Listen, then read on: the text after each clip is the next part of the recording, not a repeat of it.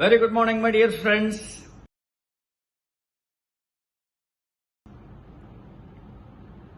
Lime Lyrics morning மெசேஜில் இன்னைக்கும் உங்களெல்லாம் சந்திக்கிறதுல ரொம்ப சந்தோஷம்.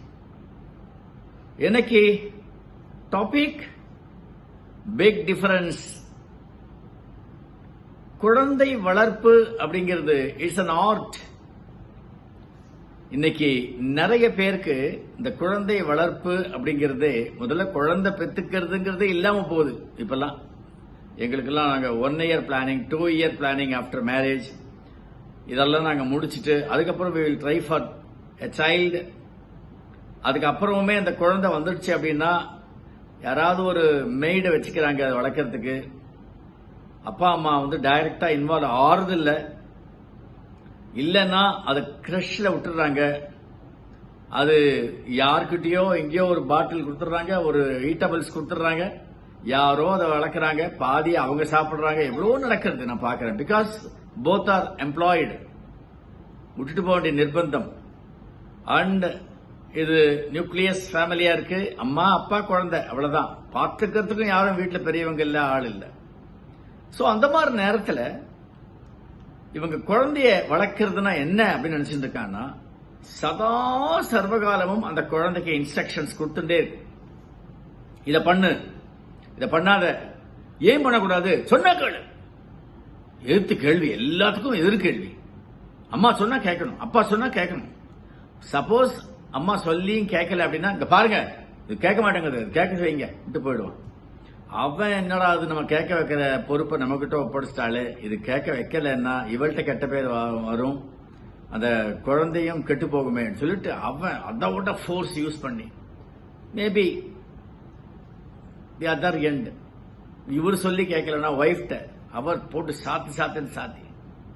So it is not what we say in ஒரு டிரை வேல, ஒரு வரட்டுத்தனமான ஒரு கட்டளை, ஒரு கமாண்ட், செய்யாத. குழந்தைகளுக்கு எப்பவுமே ஏன் செய்யணும், இதை ஏன் செய்யக்கூடாதுன்னு சொல்றா இப்படி இருக்கும். அன்னைக்கு ஒரு ஃப்ரெண்டு வீட்டுக்கு போயிருந்தேன். அந்த புறப்படும் போது அந்த பையன் நானும் வருவேன் அப்படின்னா. இதுக்கு முன்னால ஒரு தடவை போயிருக்கும் பொழுது நானும் வருவேன்னு சொல்லும் போது என்ன கூப்பிட்டு போலாமான்னு நான் சொன்னேன், ஷாப்பிங் தானே போறோம், வரட்டும் அப்படின்னு.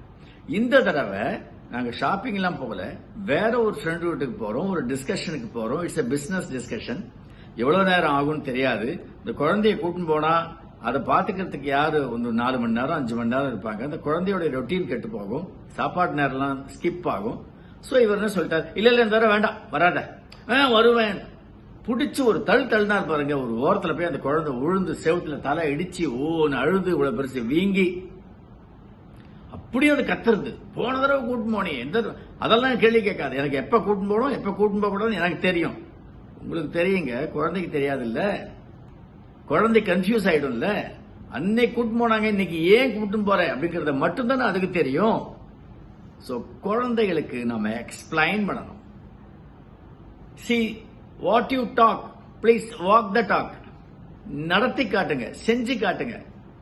என்னன்னு மடியில வச்சுட்டு அதுகிட்ட அன்பா பேசுங்க, ஹஸ்கியா பேசணும். சிலதெல்லாம் காதுல சொல்லணும், செல்லமே இதுக்காக தான் அப்பா சொல்றேன், இங்க பாத்தியா அப்படின்னு. இப்பெல்லாம் வீடியோ எல்லாம் இருக்கு, அதை காமிக்கலாம். பல்லு தேய்க்கலன்னா என்ன ஆகும், தினம் குளிக்கலன்னா என்ன ஆகும், இந்த மாதிரி ஹைஜீனிக்கா இல்லைன்னா என்ன ஆகும், எல்லாத்தையுமே நம்ம எக்ஸ்பிளைன் பண்ணி காமிக்கும் பொழுது இந்த 2வது படத்தை நீங்க பாத்தீங்கன்னா தெரியும். அதுல அம்மா விரட்டுற, அப்பா அப்படியே எக்ஸ்பிளைன் பண்ணிட்டே வராரு, அந்த குழந்தை கேட்டுட்டே வருது. ஸோ குழந்தைய நீங்க அடக்கி வச்சு அவனை எக்ஸ்பிளனேஷனே கொடுக்கல அப்படின்னா குழந்தை கன்ஃபியூஸ்டு மென்டாலிட்டியில வளரும். அதுக்கு அடுத்தது எல்லாரும் என்ன புல்லிங் பண்றா அப்படின்னு ரொம்ப செல்ஃப் கான்பிடன்ஸே லோல போயிடும்.